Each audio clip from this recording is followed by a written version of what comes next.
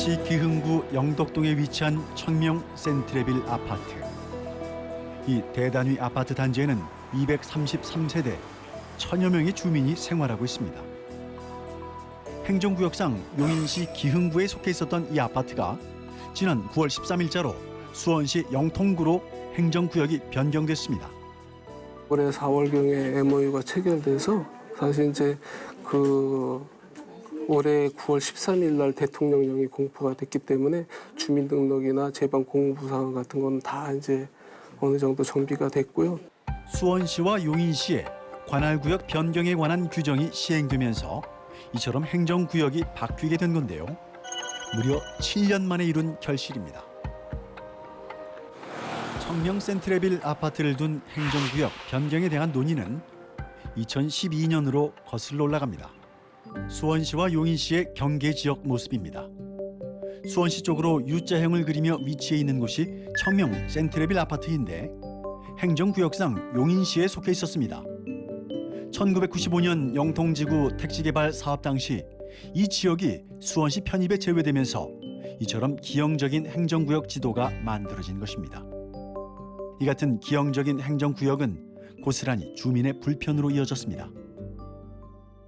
사고가 나거나 뭔가 문제가 생기면 저희가 용인으로 전화를 하면 거기는 수원도로입니다. 수원으로 전화하면 거기는 용인도로입니다. 서로 계속 이렇게 핑퐁핑퐁 하면서 미루고 해결을 해주질 않더라고요. 행정구역상은 용인시지만 생활권이 대부분 수원시에 인접해 있어 제대로 된 주민복지도 편의시설도 이용할 수 없었습니다. 이보다 더 큰 문제는 아이들의 통학 문제였습니다.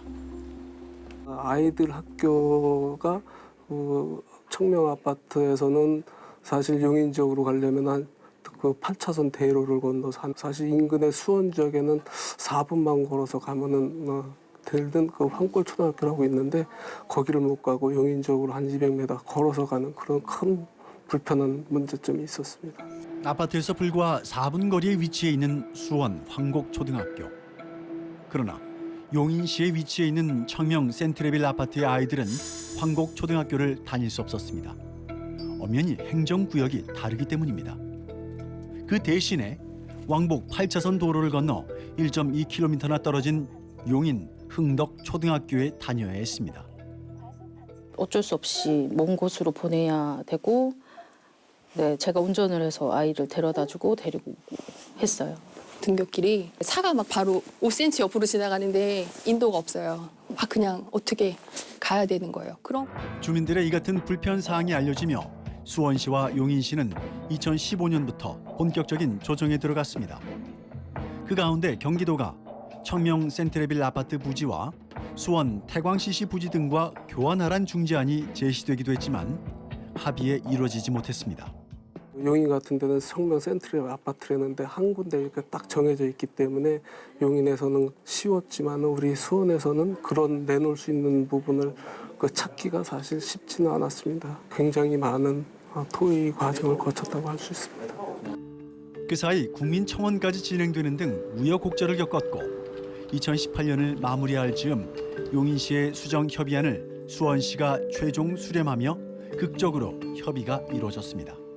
우리 수원의 용인하고 경계 지역에 있는 홈플러스 지역이 있습니다. 이제 그 홈플러스 지역이 상업시설 일부 지역이 있는데 이제 그쪽 지역은 그래도 주민이 많이 살고 계시진 않기 때문에 그쪽하고 최종적으로 합의가 이루어진 걸로 그렇게 됐습니다. 수원시 영통구 원천동 일대 약 4만 2천 제곱미터가 용인시로 편입되고 용인시 기흥구 영덕동 청명 센트레빌 아파트 일대 약 8만 5천 제곱미터가 수원시로 편입되게 된 것입니다. 학교가 멀어서 힘들었는데 가까운데 다닐 수 있게 돼서 너무 좋아요. 그동안 행정구역이 조정됐던 사례들이 있어왔지만 이처럼 주민이 살고 있는 지역의 행정구역이 조정된 것은 전국에서 처음 있는 일입니다. 전국적으로 많은 불편함을 겪고 있다는 곳들이 많아요. 저희 용인하고 수원시뿐만 아니라. 그래서 이 사례를 가지고 주민을 대변하는 우리 의회 입법기관에서 그런 거를 조정을 나서주면 굉장히 합리적으로 생활권이 바뀔 수 있기 때문에 주민들을 위해서는 꼭 필요하다고 보여집니다. 그래서 저희가 이제 물꼬를 텄으니 전국적인 사례를 너무 아마 많은 일들이 벌어질 거라고 보여집니다. 이렇게 되면서 이제 청명 센트레빌에 거주하는 아이들 역시 4분 거리에 위치해 있는 황곡초등학교에 다닐 수 있게 됐습니다. 문제는 아이들을 모두 수용할 수 있는 여건이 되냐는 것인데요. 지금 현재 상태로는 수용이 가능한 거로 나와 있고요. 사실 이제 그때 당시에 우리 수원 시민들 입장에서는 수원시 학생이 아닌 용인시 학생들까지 이렇게 받아서 한다 하니까 오히려 이제 수원 쪽의 학부모들이 오히려 반발이 좀 있었던 걸로 그렇게 기억을 하고 있습니다. 이렇게 7년을 끌어온 수원시와 용인시의 행정구역 조정은 두 지역의 집행부와 의회, 또 주민들의 양보와 합의를 거쳐 해피엔딩으로 마무리가 됐습니다. 네, 관련 이야기는 경기연구원 이상대 부원장과 함께 나눠가도록 하겠습니다. 예, 나와주셔서 감사합니다. 예, 안녕하세요. 네. 티브로드 방송이 경기도민과 함께 가까이 하는 케이블 방송이어서 네. 저도 경기도 정책연구기관에 일하고 있어서 저도 애정이 많습니다. 예, 그렇게 또 봐주셔서 또 감사드리고요. 멘트를 좀 이렇게 또 준비하셔서 더 감사드리고요. 네, 그 본격적으로 좀 그 이야기를 좀 나눠가야 될 것 같은데 네. 수원 같은 경우에는 최근에 알려진 용인과 화성 시 경계 조정이 이루어지고 있는데 조정 전에도 과거에 여러 어떤 사례들이 있었습니다. 예. 지역과 지역을 맞교환한다던가 행정구역을 한쪽으로 편입시켜서 이제 뭐 개발을 한 사례도 있는데 이처럼 행정구역 조정 그리고 시경계 조정이 나타나는 대표적인 이유가 뭐가 있을까요? 예, 지자체의 그 명칭과 구역은 지방자치법에 따라서 법률에 의해서 정해집니다. 그런데 네. 일반적으로 행정구역이라는 거는 강이나 산이나 도로라든지 이와 같은 그 물리적으로 구분되는 경계라든지 아니면 역사적으로 구분되어 있는 경계로 구분되어 왔습니다. 그런데 이제 도시화가 진행되면서 택지 개발 사업이라든지 아니면 도로 철도와 같은 인프라 사업이 이루어지는데 그래서 당초에 연결된 지역들이 이제 단절이 되고 분리가 되는 거죠. 그래서 오히려 인접한 시군에 더 가깝다든지 대중교통이 더 접근성이 좋다든지와 같은 이제 문제를 발생하게 됩니다. 네. 무엇보다 이제 행정구역 조정이 필요한 이유는 그 부근에 사시는 이제 지역분들께서 불편함을 느끼기 때문에 조정이 좀 필요한 것으로 보이는데 이번에 이제 수원하고 용인의 그 경계 조정에 있어서 가장 큰 문제점은 아이들의 통학 문제가 가장 불편해서 그랬거든요. 이처럼 사는 지역의 시 경계에 위치하고 있다면 어떤 문제점, 어떤 어려운 점들이 있을까요? 뭐 도민들이나 시민들이 그 직장에 다닌다든지 생활한다든지 이런 게 할 경우 이제 여러 가지 활동들이 있게 되는데 통근이라든지 네. 통학이라든지 쇼핑이라든지 뭐 친구를 만나게 된다든지 이런 걸 하게 되는데 근데 이제 관공서로부터 정부 서비스를 이제 받는다든지 가령 학생들이 통학을 하는 학교라든지 그다음에 이제 쓰레기 수거라든지 치안 서비스 그다음에 또 택시 할증료 같은 것들이 행정구역 단위로 이루어지게 됩니다. 네. 그렇기 때문에 뭐 인접한 시군에 더 가깝다고 해서 그 정부 서비스라든지 이런 것들을 못 받고 학생들도 멀리 있는 학교에 가야 되니까 학생들이나 도민의 시민들이 이제 불편을 이제 겪게 되는 겁니다. 그래서 특히 학생들 같은 경우에는 이제 그 멀리 가게 되면 아무래도 안전상의 문제라든지 그다음에 시간 손실 문제라든지 그다음에 또 뭐 불편 이런 것들이 아무래도 피해가 가중이 되죠.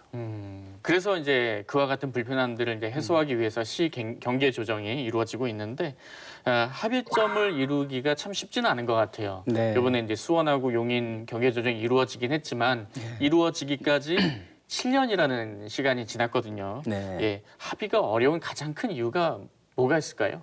뭐 가장 근본적으로는 시군 간의 이해득실 차이라고 할 수 있을 것 같습니다. 일단은 경계를 조정한다 그랬을 때 가능하면 동일한 면적으로 네. 교환을 하자라든지 그다음에 재산세 수입 아무래도 땅값이나 건물 집값의 차이가 있기 때문에 그게 이제 재산세 조세 수입의 차이가 있고 또 사람들마다 저마다 내 땅 그다음에 우리 시군의 우리 지역에 있는 땅이 더 미래 가치가 더 높다라는 그런 생각을 하기 때문에 잘 안 되는 겁니다. 그렇기 때문에 어느 일방이 손해를 보지 않는 그 이른바 이익과 그 손해의 등가성 원칙이 네. 양측이 동의를 할 때 가능하게 되는 거죠. 참 다시 한번 들어봤는데 쉬운 문제는 더 네. 아니구나 싶은 네. 생각이 드네요. 예. 용인과 행정구역 합의를 마친 수원. 이제는 화성과 행정구역 조정안에 지금 합의를 하려고 하고 있습니다. 어떤 과정이 남아 있는지, 그리고 어떤 어려운 점이 있는지, 그리고 이곳은 어떤 지역인지 살펴보고 계속해서 이야기 나눠가도록 하겠습니다.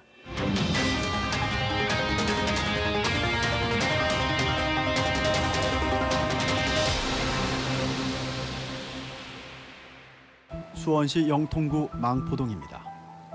이 지역은 망포지구 도시개발 사업 지역으로 한국농어촌공사와 수원시에 따르면 사업비 약 2,700억 원을 들여 망포동 일대 약 21만 9천 제곱미터 부지에 2,500세대가 넘는 주택과 도시기반 시설이 조성될 예정입니다. 그런데 도시개발 사업이 진행될 망포지구의 지도를 살펴보면 조금 이상한 점이 있습니다. 바로 망포 4지구 부지의 30% 정도가 행정구역상 수원시가 아닌 화성시 반정동에 속해 있습니다. 반정지구가 우리 신동지구 쪽에 붙어 있어요. 그러니까 수원시내 들어와 있는 거고 우리 망포지구는 이제 화성시 쪽에 붙어 있는 거죠. 그래서 이 상태에서 그 아파트 개발을 하게 되면 학교 문제가 걸려요. 도시개발 사업이 진행되는 하나의 지구 안에 두 개의 행정구역이 포함되는 것인데요. 만약 이대로 개발 계획이 추진되면 앞서 본 청명 센트레빌 아파트처럼 생활구역은 수원시인데 행정구역이 화성시로 되어 주민들이 불편을 입게 되는 건 불보듯 뻔한 상황입니다. 수원에서는 개발할 수 있는 땅이 저 영통지역 그쪽 일부밖에 지금 남아있지 않습니다. 지금 현재 반정지구랑 망포지구로 이제 개발 계획이 들어와 있는데 그 부분이 지금 현재 상태로 그냥 개발이 된다 하면 나중에 아파트가 들어와서 그 주민들이 입주하고 그러면은 전자에 말씀드렸던 그 청명 센트레빌 아파트보다 훨씬 더 큰 문제가 발생될 거라고 그렇게 예상이 됩니다. 역시 가장 문제가 될 것은 대규모 아파트 단지가 들어선 후 아이들이 다니게 될 학교 문제일 텐데요. 이 상태에서 그 아파트 개발을 하게 되면 학교 문제가 걸려요. 그러면 여기 화성시에 있는 아이들이 저 멀리 반월동까지 학교를 가야 되는 부분이고 행정 서비스도 이 가까이에 두고 저기 어디죠? 남양까지 가야 되잖아요. 이 같은 주민 불편을 되풀이하지 않기 위해 개발 계획을 추진하면서 화성시에게 행정구역을 조정하자고 제안합니다. 그러니까 용인처럼 뒤늦게 하지 말고 입주하기 전에 미리 좀 하자. 그래서 그 안에 초등학교랑 중학교도 건립을 해서 그 통합학교죠. 화성시하고 수원시가 같이 다닐 수 있는 통합학교를 만들어서 같이 다니게 하자라는 취지하에 우리가 이제 이거를 경계 조정을 나섰는데요. 논의 중인 내용은 수원시 망포동 일대와 화성시 반정동 일대를 교환하자는 것입니다. 두 교환 지역의 면적은 19만 8,915제곱미터로 같습니다. 이와 관련해서 지난 5월에는 수원시 망포동 주민과 화성시 반정동 주민 등 편입지역 주민 100여 명을 모아 공청회를 열었습니다. 도 의원님이 나오셔가지고 이래저래 해가지고 경계 조정을 하겠다 이렇게 하고 거의 그 확정된 듯이 얘기를 하시고 또 그 수원시 자치행정과에서 뭐 어떤 계시는 분이 나와서 이만저만 해가지고 화성 경계 조정이 거의 다 그 마무리 됐으니까 수원시 의회도 다 통과됐고 생활하던 곳의 행정구역이 수원에서 화성으로 또 화성에서 수원으로 변경된다는 소식을 들은 두 시의 주민들. 지금 신동 쪽에 있는 일부 가구 수 외에는 사실 여기에 거주하시는 분들이 없거든요. 그리고 이제 거기가 과거에 이제 농사짓던 땅이었기 때문에 이 잡종지에 대해서 사실 민감하게 받아들일 만한 사람은 없다고 봐야죠. 지금 분위기는 극명하게 나뉘었습니다. 먼저 행정구역이 조정되면 화성시에서 수원시로 바뀌게 되는 반정동 주민들은 찬성의 목소리가 높습니다. 신동에 거주하시는 분들은 수원시로 편입되면 아무래도 뭐 집가 상승이라든지 재산적인 가치 상승에 대한 부분도 이제 다 자연스럽게 따라오겠죠. 네. 그런 부분들이 수원 편입을 원하는 데 있어서 가장 중요한 뭐 작용 요소가 될 수도 있겠죠. 무엇보다 그간 불편했던 생활 편의 문제가 해결될 수 있다는 것에 기대감을 나타냅니다. 제일 큰 부분이 이제 생활권은 수원인데 불구하고 뭐 우리가 흔히 이제 일반 민원 서류를 뗀다든지 아니면 뭐 전입 신고를 한다든지 여러 가지 이제 행정적인 업무를 처리하려고 하면 여기가 진안동이 이제 관할을 하다 보니까 진안동 행정복지센터까지 이제 와야 되는 거리상의 이제 불편함 이런 부분들이 좀 있었다고 봐야겠죠. 수원으로 편입이 된다고 하면 일단 행정 업무라든지 그다음에 관련된 부수적인 어떤 그 생활 활동하시는 데 있어서 아무래도 편하시겠죠. 그러나 반대로 행정구역 조정 후 수원시에서 화성시로 바뀌게 되는 망포동 주민들의 경우 입장은 완전히 다릅니다. 오랫동안 터를 잡고 생활하며 애써 쌓아온 사업적 노력이 무산될 수도 있다고 말합니다. 지금 여기서 거의 9년째, 8년째 여기서 자리 잡아서 지금 사업을 하고 있는데 저희는 요게 이제 또 화성으로 편입되게 되면은 저희한테 사업상에 이제 피해 오는 게 관급 공사를 발주하게 되면 관내 업체에다가 그 주는 경우가 많이 있잖아요. 저는 이제 수원에서 이제 화성으로 넘어가게 되면은 수원시 일을 못 하게 되는 그런 문제점도 발생할 수가 있죠. 이성문 대표는 이런 상황을 알리며 수원시청 앞에서 1인 시위도 벌였다고 하는데요. 아무래도 이제 수원 지역으로 있다가 화성 지역으로 가면 집가 하락 그런 문제를 가지고 계신 주민들 몇몇 분들이 그래도 반대 의견을 나타내고 있는 분들이 있으십니다. 지속적으로 그분들의 의견을 한번 들어보고요. 대안을 찾도록 노력을 해야죠. 저희도 이제 많은 고민을 하고 있습니다. 근데 이 부분은 저희 수원시에서 여기 건설업자들이죠. 그분들하고 같이 해결해야 된 부분이라서 어쨌든 간에 지속적으로 지금 얘기들을 나누고 있고 방안을 찾으려고 하고 있습니다. 그렇다면 현재 수원과 화성의 행정구역 조정 협의는 어느 정도까지 진행되고 있는 걸까? 수원하고 화성의 경계와 관련된 그 협재 터널이 있어요. 그 터널과 관련돼서 함께 사용을 하자는 안이 하나 있었고 또 하나는 아주 수년 동안 그 수원 음식물 자원화 시설로 인해서 인근에 있는 우리 화성 시민이 악취와 관련된 피해를 계속 보고 있어요.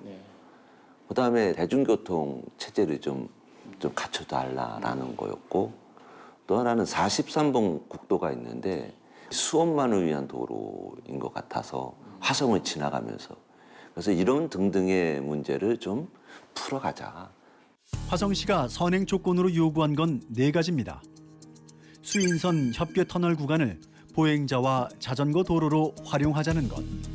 두 번째는 반월동 마평교차로 상부 도로를 개통하고 수원, 오산, 화성행 12, 13번 버스 노선을 망포역까지 연장하고 마지막으로 수원 음식물 자원화 시설 주민협의체에 기배동 주민을 참여시키자는 내용입니다. 제안을 했던 이 4가지 건은 이 경계조정과 상당히 밀접하다고 봐요. 왜? 지역 주민의 가장 시급한 민원사항이에요. 도로 문제, 교통 문제, 악취 문제. 이거는 경계조정이 아니라 할지라도 당장 양시간에 풀어가야 할 일이기 때문에 이번 조정안 역시 2014년부터 끌어온 만큼 수원시는 빠른 해결을 바라고 있는데요. 이와 관련 현재 많은 부분에서 이야기가 진전되고 있다고 합니다. 3가지는 저희가 다 구도로 다 거의 이제 합의를 본 상황이고 하나만 남아 있어요. 그 마평 지하철도 진입로 문제인데 이 문제도 오늘 도하고 저희 화성시하고 수원시 관계자분들을 만나서 그 방안을 2가지 방안을 좀 찾아냈다고 합니다. 그래서 이 2가지 방안을 교통연구원에다 제출을 하게 되면 교통연구원에서 이 정도면 충분해라고 이제 승인을 해주면 그러면 이제 그 4가지 조건을 다 충족하게 되는 거죠. 용인시와의 행정구역 조정에 이어 화성시와의 조정 합의에 기대하고 있는 수원시. 가시적인 결과만을 쫓지 말고 소외되거나 갈등의 요인이 발생하지 않도록 다각도의 세심한 노력을 기대해 보겠습니다. 예, 이 지역은 앞서 본 용인시 행정구역 조정과는 좀 상황이 좀 달라 보이거든요. 예. 도시개발 계획을 앞두고 수원시가 조정안을 요구하고 있는 상황인데 이 지역의 경우는 어떻게 보십니까?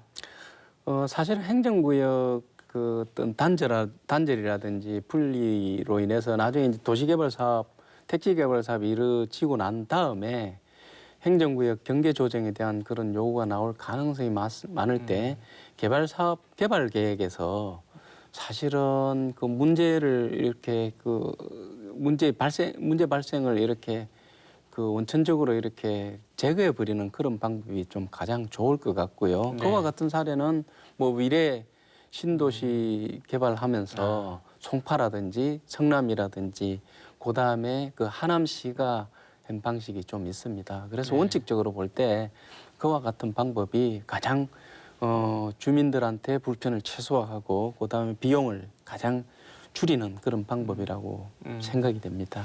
조정 합의를 위해서 화성시가 4가지 요구안을 제시했거든요. 네. 예, 수인선 협계 터널 활용, 그리고 버스 노선 뭐 확충 방안 뭐 이런 것들을 이제 제시를 했는데 그 요구안이 자칫하면은 별도의 문제하고 좀 엮어서 문제를 좀 더 키우는 것이 아닌가라는 네. 일각의 목소리도 있는데 네. 거기에 대해서는 어떻게 보십니까?